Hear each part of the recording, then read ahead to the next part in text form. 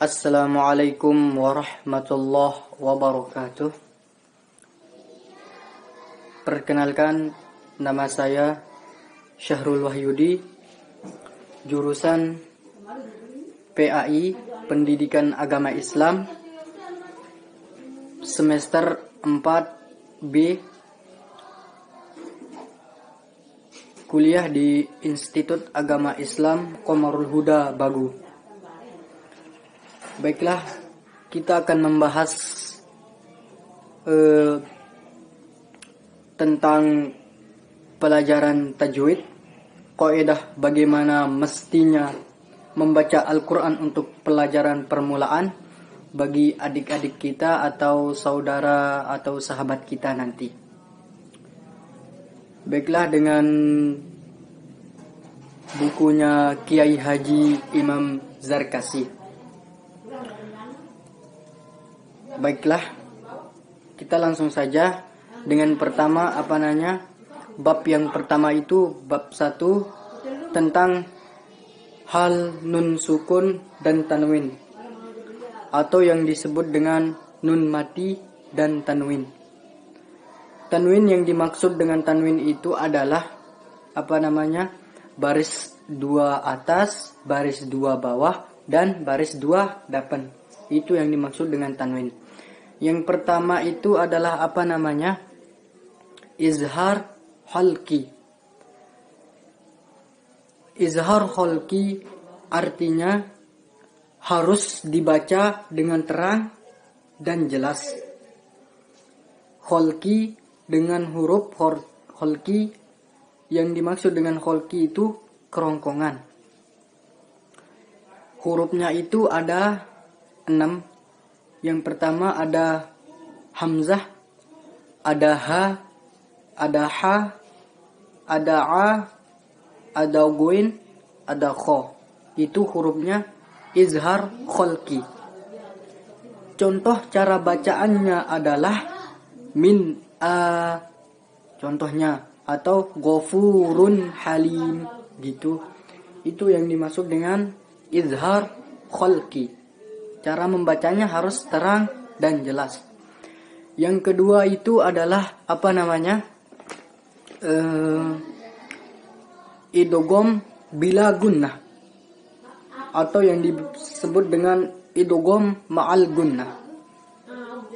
Idgham artinya memasukkan atau mentasydidkan. Terus bila gunnah artinya dengan tidak mendengung. Umpamanya atau contohnya itu adalah malam atau mir rabbihim. Hurufnya itu ada 2, ro lam. Ro sama lam. Malam atau mir rabbihim. Itu idgham bila gunnah.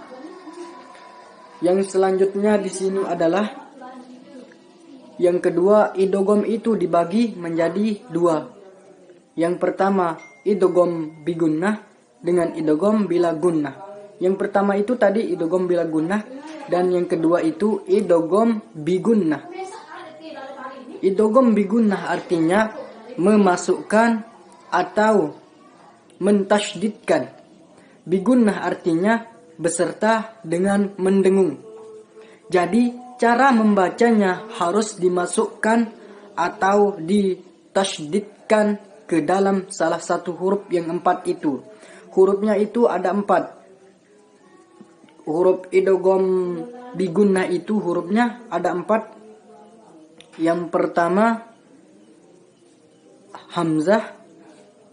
Yang pertama itu ya, nun, wawu sama ro.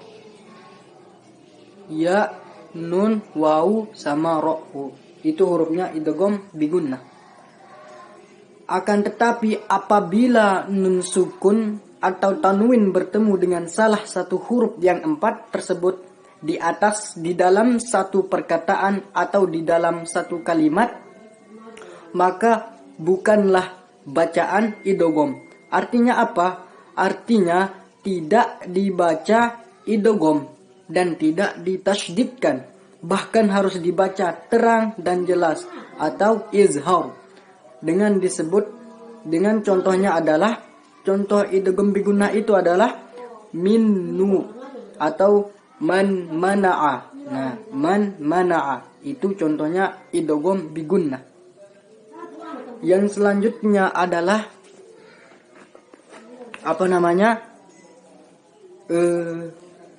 ikhfa hakiki. Kita membahas ikhfa hakiki. Apabila ada nun sukun atau nun sukun yang dimaksud dengan nun sukun itu adalah nun yang tidak mempunyai baris atau nun yang mati bertemu dengan salah satu huruf yang 15 tersebut di bawah ini, maka hukum bacaannya ikhfa hakiki. Jadi apabila ada nun sukun atau nun yang tidak mempunyai baris bertemu dengan salah satu huruf yang 15, ikhfa hakiki itu mempunyai hurufnya ada 15. Yang pertama itu ada ta, ada sa, ada ja, ada da, ada za, ada sa, ada sya, terus so, vo, fo, vo, fa, ko. Cara membacanya artinya adalah samar-samar.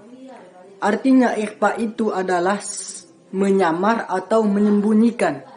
Hakiki artinya sungguh-sungguh atau benar-benar. Itu maksudnya ikhfa hakiki.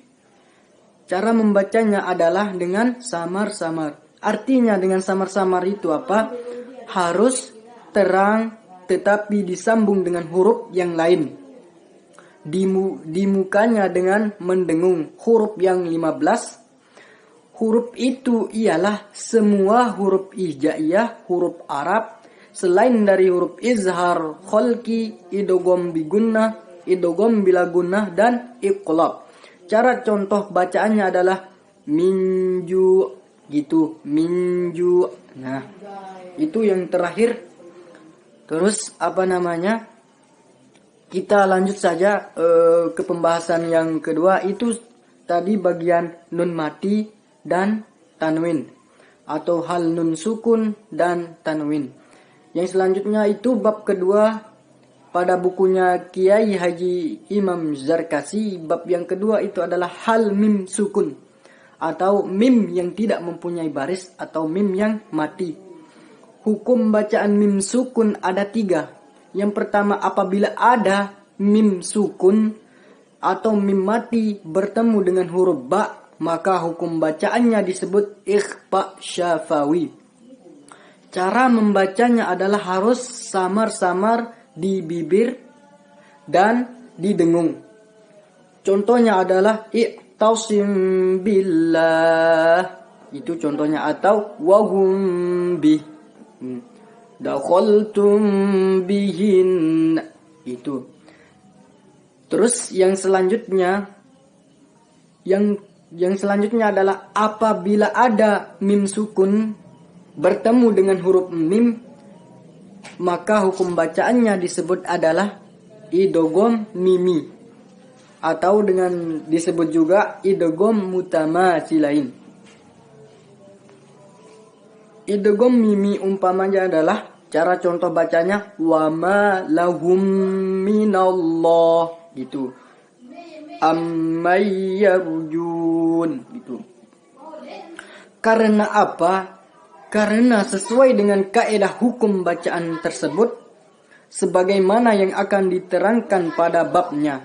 Yang terakhir itu adalah pembahasan yang terakhir, hal mim sukun itu adalah izhar syafawi. Apabila ada mim sukun bertemu dengan salah satu huruf yang 26, yakni semua huruf hijaiyah selain huruf mim dan ba, maka hukum bacaannya disebut adalah izhar syafawi. Jadi cara membacanya yang terang di bibir dengan mulut tutup dan harus lebih jelas diizharkan. Lagi apabila bertemu dengan huruf wawu dan fa, umpamanya contoh cara pembacanya adalah an'amta lahum fiha, gitu.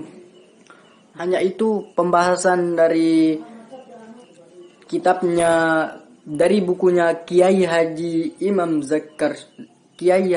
Zarkasi, pelajaran tajwid, kaidah bagaimana mestinya membaca Al-Quran untuk pelajaran permulaan. Itu sangat penting bagi adik-adik kita nanti. Sekian, wallahul muwaffiq ila aqwamit thoriq. Wassalamualaikum warahmatullahi wabarakatuh.